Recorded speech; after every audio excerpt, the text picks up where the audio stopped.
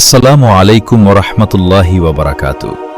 আজকে আমরা এমন একজন মহান মনীষী জীবন ও কর্ম নিয়ে কথা বলবো, যিনি ছিলেন এদেশের কোটি তাওহীদি জনতার আস্থার প্রতীক, কওমি মাদ্রাসা শিক্ষার অন্যতম প্রধান অভিভাবক এবং একজন মুখলিস দায়ী।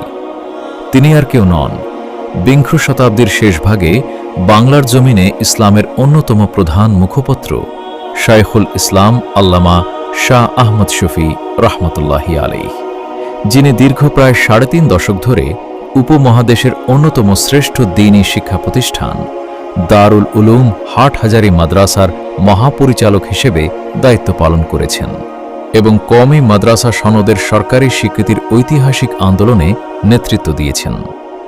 আজকের এই ভিডিওতে আমরা তাঁর শৈশব, শিক্ষাজীবন, দারুল উলুম দেওবন্দের দিনগুলো এবং তার জীবনের শেষ মুহূর্তের কিছু গুরুত্বপূর্ণ অধ্যায় সংক্ষেপে জানার চেষ্টা করব ইনশাআল্লাহ।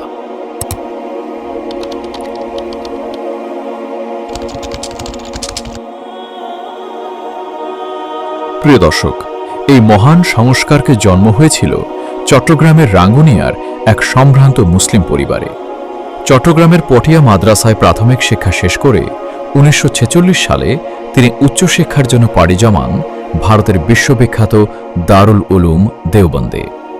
সেখানে তিনি উপমহাদেশের অন্যতম শ্রেষ্ঠ আলেম শায়খুল ইসলাম সৈয়দ হোসাইন আহমদ মাদানী রহমতুল্লাহি আলাইহের সান্নিধ্য লাভ করেন এবং তার অন্যতম প্রধান আধ্যাত্মিক প্রতিনিধি বা খলিফা হওয়ার গৌরব অর্জন করেন। ১৯৫০ সালে দেওবন্দের শিক্ষা শেষ করে তিনি দেশে ফিরে আসেন এবং শিক্ষক হিসেবে যোগ দেন চট্টগ্রামের ঐতিহ্যবাহী হাটহাজারী মাদ্রাসায়। দীর্ঘ কয়েক দশক অধ্যাপনার পর ১৯৮৬ সালে তিনি এই বিশাল প্রতিষ্ঠানের মহাপরিচালক হিসেবে দায়িত্ব গ্রহণ করেন। মৃত্যুর আগে পর্যন্ত দীর্ঘ ৩৪ বছর তিনি অত্যন্ত দক্ষতার সাথে এই শীর্ষস্থানীয় মাদ্রাসাটি পরিচালনা করেন। আল্লামা শাহ আহমদ শফী রহমতুল্লাহি আলাইহি ছিলেন কওমি মাদ্রাসা শিক্ষা বোর্ড বেফাকের সভাপতি। তার জীবনের সবচেয়ে বড় ঐতিহাসিক সাফল্য ছিল কওমি মাদ্রাসার সর্বোচ্চ সনদকে সরকারের কাছ থেকে মাস্টার্সের সমমান পায় দেওয়া। এছাড়াও ২০১০ সালে তার নেতৃত্বে হেফাজতে ইসলাম বাংলাদেশ গঠিত হয়।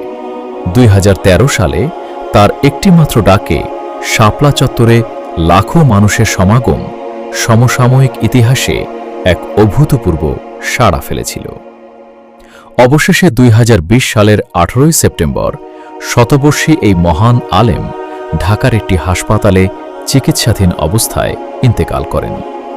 হাটহাজারী মাদ্রাসা প্রাঙ্গণেই লাখো মানুষের উপস্থিতিতে জানজা শেষে তাকে দাফন করা হয়।